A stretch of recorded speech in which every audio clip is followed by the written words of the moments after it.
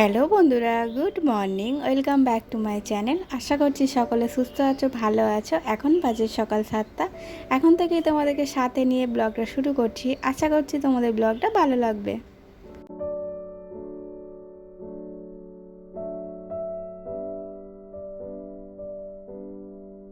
সকালে যখন ঘুম থেকে উঠি বেশ ওয়েদারটা সুন্দর থাকে, মেঘলা থাকে, ঠান্ডা ঠান্ডা একটা ভাব থাকে। তারপরে যত বেলা হয় মানে কি বলবো, গরম একদম সহ্য করা যাচ্ছে না, এতটা পরিমাণে গরম পড়েছে। না শুয়ে আরাম, না বসে আরাম, না কোনো কিছুতেই আরাম নেই, আর অসহ্য গরম। তো যাই হোক, এদিকে নাইটিটা চেঞ্জ করে নিয়ে গ্যাসের এই জায়গাটা ভালো করে পরিষ্কার করে নিয়ে চলে এসেছি চা করতে। চা করব, করে দুজনে চাটা খাবো, খেয়ে তারপরে আমার হাজব্যান্ড কাজে বেরিয়ে যাবে, আমি তারপরে ঘরের কাজ করব।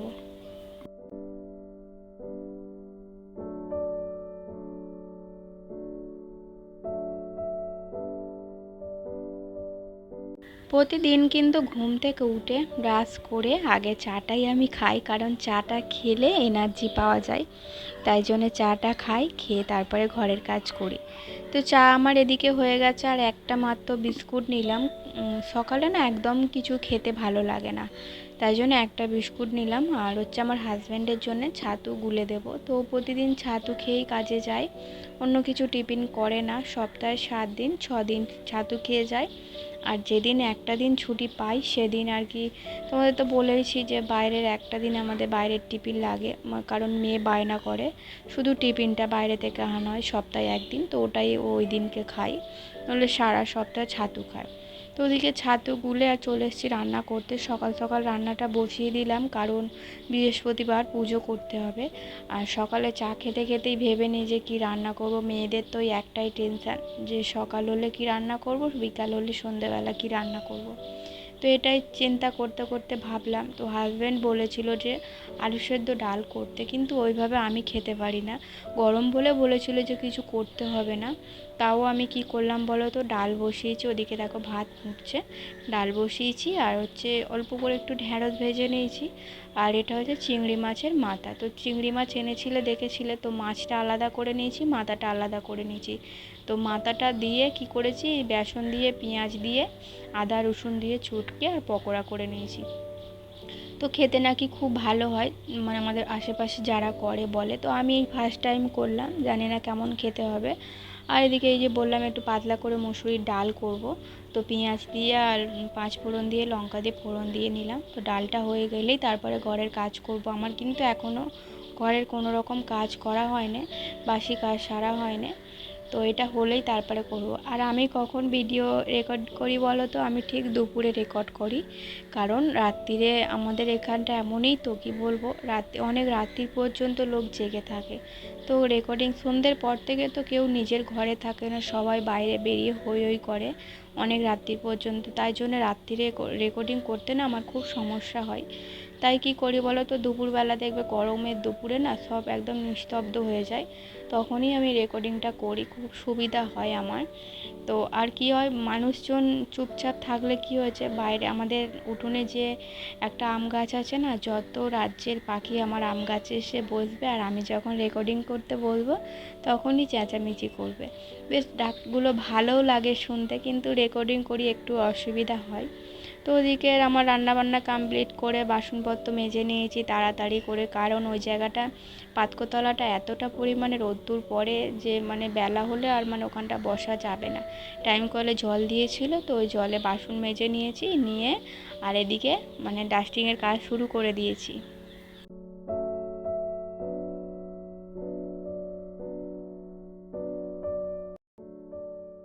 তো আজকে ভাবলাম যে মানি প্ল্যান্টের জলগুলো আর কি চেঞ্জ করে দিতে হবে, 3 দিন 4 দিন ছাড়া ছাড়া আমি চেঞ্জ করি। তো 3-4 দিন হয়ে গেছে, ভয় লাগে জানো তো যদি গাছগুলো নষ্ট হয়ে যায়। তাই জন্য আগে মানে 3-4 দিন হলে আগে যেন এই কাজটা করতে ইচ্ছা করে যে কতক্ষণে চেঞ্জ করব জলটা। তো যেহেতু গাছগুলো কিনতে হয় না, তাও দেখবে গাছ একটা নষ্ট হয়ে গেলে খুব কষ্ট লাগে মনে। তো আমি যেহেতু গাছ খুব ভালোবাসি, কিন্তু মাটির অভাবে না কোনো রকম গাছ বসাতে পারি না। যেটুকুটা মাটিতে আমি গাছ বসাই সবটুকুটাই কিন্তু মায়ের ওখান থেকে আনতে হয়, মানে এখানে এত মাটির অভাব। তো সব গাছগুলো জল চেঞ্জ করে নিয়েছি, নিয়ে যেখানে জিনিস সব সেখানে গুছিয়ে রেখে দিচ্ছি।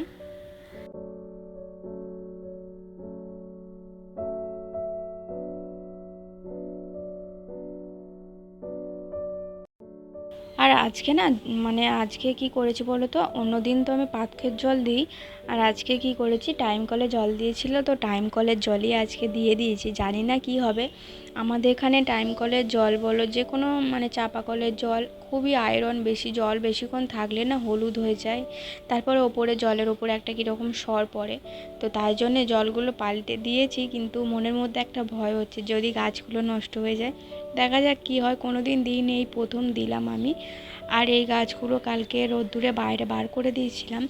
তো এই যে কি ফুল বলে এগুলোকে আমার ঠিক খেয়াল পড়ছে না, ছোট ছোট গোলাপ ফুলের মতো যে ফুলগুলো হয়। তো এই গাছটা রোদ্দুরে বাইরে বার করে দিয়েছিলাম, তো গাছটা কিরম নেতিয়ে মতো গিয়েছিলো, এত পরিমাণে রোদ্দুর। তো ভাবছি যে এই কদিন আর রোদ্দুরে দেবো না, মাঝে সাঝে একবার করে রোদ্দুরে দিই, তো 10-15 মিনিট রেখে আবার তুলে নিই। তো ওদিকে সমস্ত কাজ করে ভাবলাম এই র্যাকটাও একটু পরিষ্কার করে নিই, কারণ অনেক দিন পরিষ্কার হয় না, অনেক দিন বলতে যেই থেকে কেনা হয়েছে সেই থেকে এই র্যাকটা পরিষ্কারই করা হয়নি। তো আজকে সব একদম নামিয়ে পরিষ্কার করে নেব।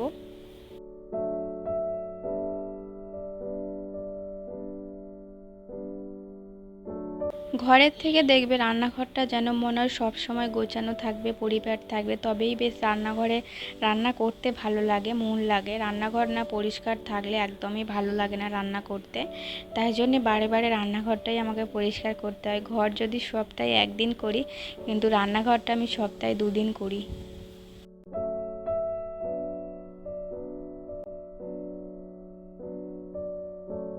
তো কবে মৌরি এনেছিল জানো তো, আর মৌরিগুলো প্যাকেটের মধ্যে ছিল, দেখছি সাদা সাদা হয়ে গেছে। তো প্যাকেটটা নামাতে গেলাম, সব পড়ে গেল। তো পড়ে গেল যখন, আর মৌরিগুলো তো নষ্ট হয়ে গেছিলো, তাই জন্য আর তুললাম না, ফেলেই দেবো মৌরিগুলো।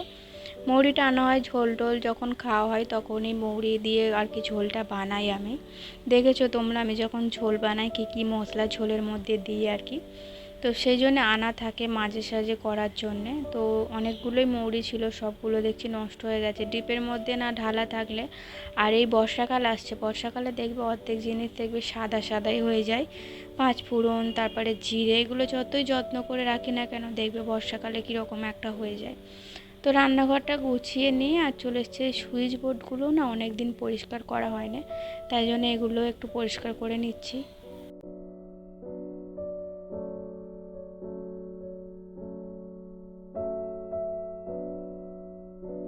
দেখো বেলার দিকে এতটা পরিমাণে গরম উঠেছে যে আমি ঘেমে নিয়ে একসা হয়ে গেছি, মানে শুধু গা থেকে জল গড়াচ্ছে। আর আমি যখন এইসব ধুলোর মানে ধুলো ছাড়ার কাজগুলো করি না, তখন আমি কিন্তু পাখা চালাই না, কারণ ধুলোগুলো উড়ে আবার মানে নোংরা হবে উড়ে উড়ে আর কি পাখা চালালে। তাই জন্য পাখা না চালিয়ে কাজ করি। আর আমার প্রচণ্ড গরম হচ্ছে, আজকে এতটা পরিমাণে গরম পড়েছে। তো জানি না কতদিন এরকম গরম থাকবে। আর একদম বৃষ্টির তো একদমই মানে পাত্তাই নেই, রোজ কিন্তু মেঘ হচ্ছে, মেঘলা হচ্ছে, কিন্তু বৃষ্টির দেখা নেই। তো যাই হোক, এই মেশিনটাও একটু পরিষ্কার করে নিলাম, করে একটু তেল দিয়ে দিলাম। আর মেশিনে যত কাজ হবে ততই কিন্তু মেশিনটা ভালো থাকবে। আর আমি কী কাজ করব বলো, টুকিটাকি যখন একটু সেলাই থাকে তখনই করি, নইলে এই মেশিন চাপাই পড়ে থাকে আর কি। আর মেয়ে বায়না করছিল তেল দেবে বলে, তাই জন্য ওর জন্য একটু রেখে দিলাম, ও একটু দিল।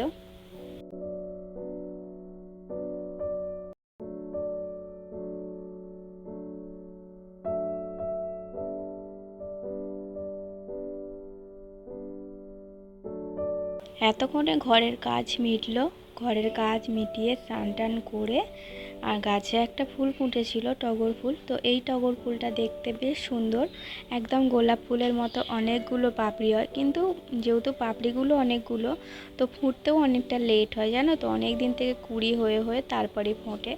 আর আজকে মনে হচ্ছে জবা ফুলের মালা পাইনি, তাই জন্য অপরাজিতা ফুলের মালা এনেছে, তো ওটাই কালী ঠাকুরকে দিয়ে দিলাম।